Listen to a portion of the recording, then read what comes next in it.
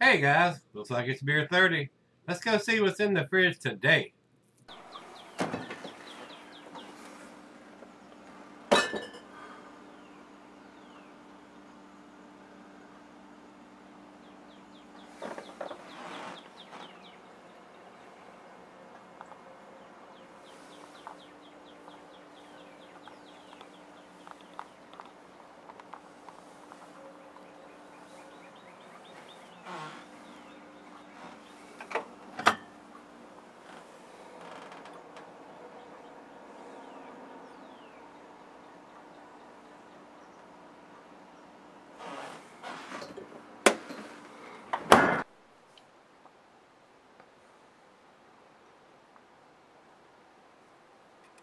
Hey guys, thank you for stopping by Gregsbeerreviews today.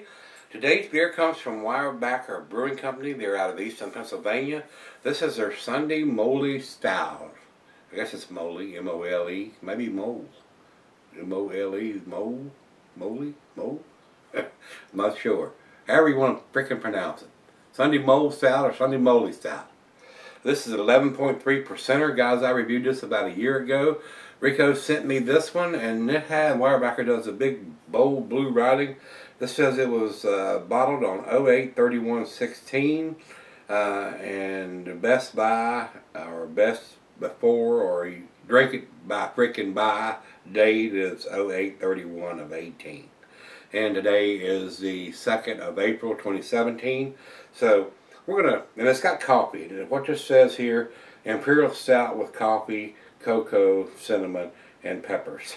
So we're going to re-review this for a 2017 edition, even though it's a 2016 beer. This is a different batch than what I originally reviewed a year ago. I looked at my notes that Rico has sent me and I couldn't find it on there. Probably there somewhere, but I couldn't find it. So this one was done in 08 of 2016, which is August. The coffee may have faded over this on this one over time, guys, but it was in there. I got it in the fridge. I'm gonna get it out of here.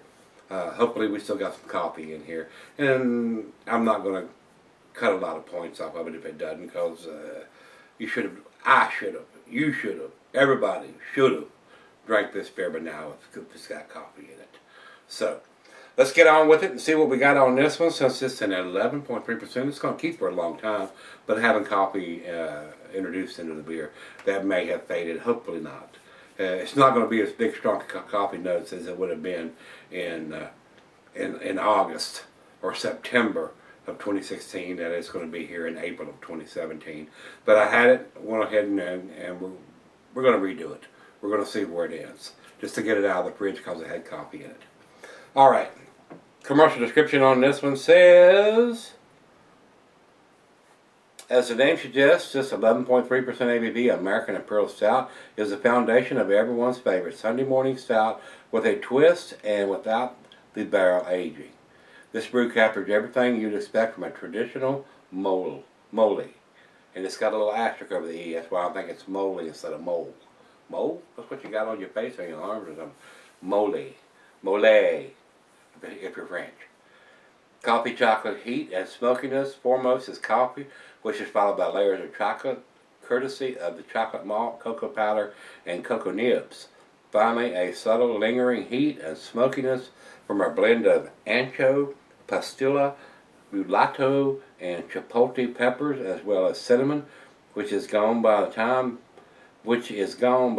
you're ready for your next sip.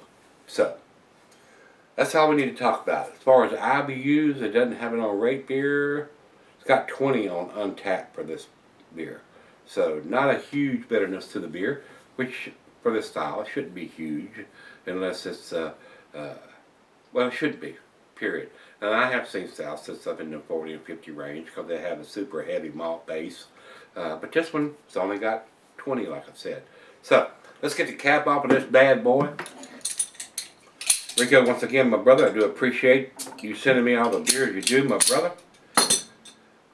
Alright, let's get it into the glass. The cheese is a buttery brie, good Havarti Swiss. It goes well with your chocolate dishes, of course. And the meat is beef, smoked meat, game, and grilled meat. Glass for the Pintbacker non tumbler snifter, oversized wine glass. Got my favorite snifter, the Sovereign beer glass. Says here can be sold for a long period of time. Just be aware that they've introduced coffee to this beer and it may fade or will fade over time. Didn't pour much of a head, it's just barely covering the top of the glass over to the light. I'm not getting any at all. It is pitch black, guys. To the nose we go. Rich roasted malt. Hints of chocolate in there. A little bit of alcohol on the nose. 11.3%. Not getting a huge coffee note on the nose, but just a little bit of it. I got a feeling it would have been a lot more impressive 6 months ago.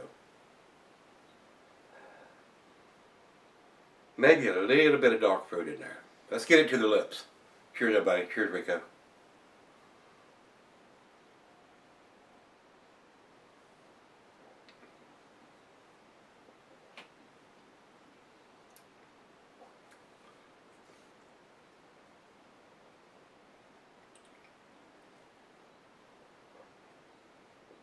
Rich roasted malt. Bittersweet chocolate. Hints of licorice and tobacco. Slight hint of some raisins or some prunes in there, or dates or something. Prunes? Won't that make you go to the bathroom? Yeah, probably will. Still pretty tasty, guys. For an 11.3%, a little bit of alcohol in it. And a lot of people might say, oh my God, that was the booziest thing I ever tasted. Eh, it all depends on where your palate is. Not bad. That is a very tasty beer, guys. But it's right out of the fridge. It's 40 degrees. These darker beers, especially these big, huge beers like 11.3%, they need to open up. And right out of the fridge, you're not going to get that. So let's let it warm up to room temperature. Let her taste it. And might go up and fire up a Maduro wrapped cigar to go with this while I'm sipping on it. Let it come up to room temperature. Hot tip, yeah. I'll be right back. Alright guys, I'm back. Been sipping on about 30 minutes or so. Very tasty beer, guys. I am sure the coffee has vanished a little bit over time. There is still some slight hints of some coffee in this beer, which I am surprised and pleasantly surprised on top of that. It's still there. Even though this was done in 08 of 2016 and we're in 04 of 2017, the coffee has held up fairly well. I'm sure the coffee notes would have been a lot stronger in September or even August or October of 2016 than they are here in April of 2017. But still a very delicious, very well made beer. Alcohol, it's there, but it's not overpowering, it's not burning or anything like that. You know you're drinking a big beer. Rich roasted malt, caramel, toffee, chocolate, like I said earlier, hints of licorice, tobacco, some darker fruit notes in there. Very delicious beer.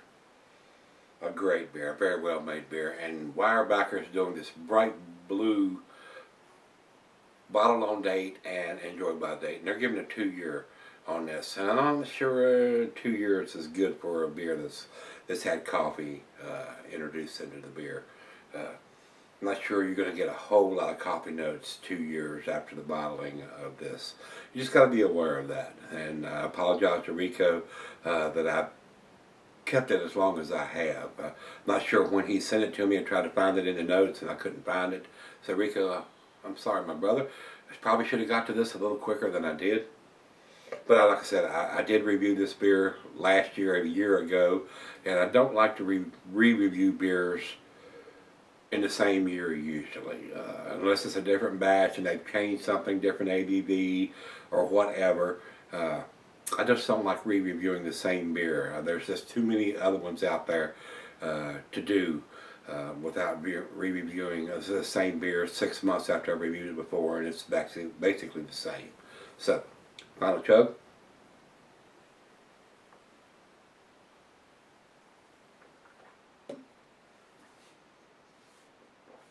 Very delicious, guys. This is definitely an A beer. Very smooth for 11.3%. There are some alcohol notes in it. It's not super hidden, but it's not burning or anything like that. It is a very well made beer.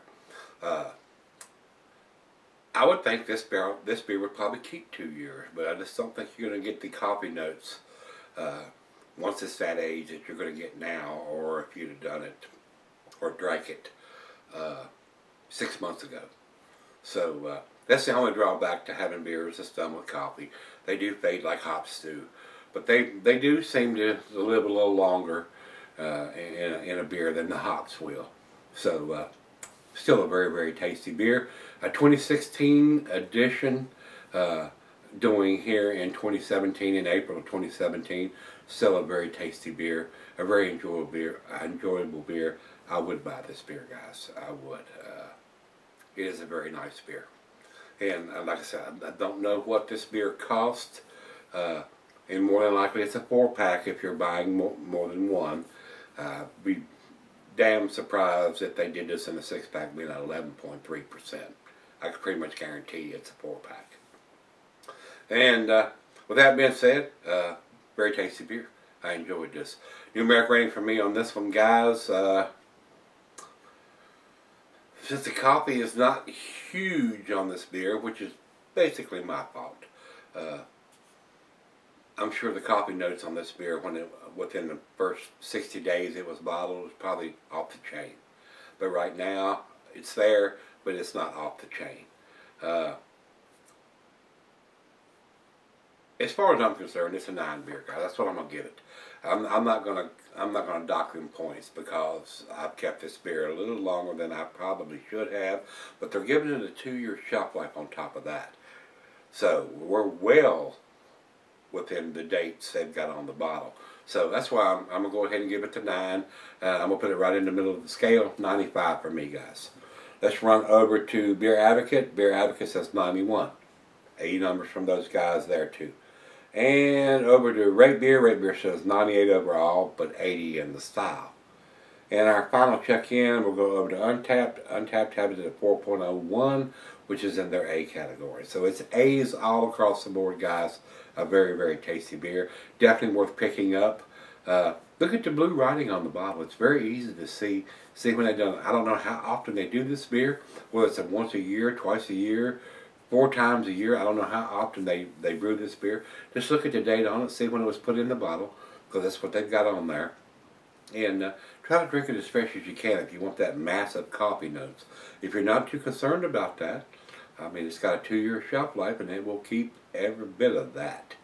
So, if you've had this one, the Sunday Moly Stout from Weyerbacher Brewing, let me know what you think, guys. Come back tomorrow. Let's take something out of the fridge. See you then.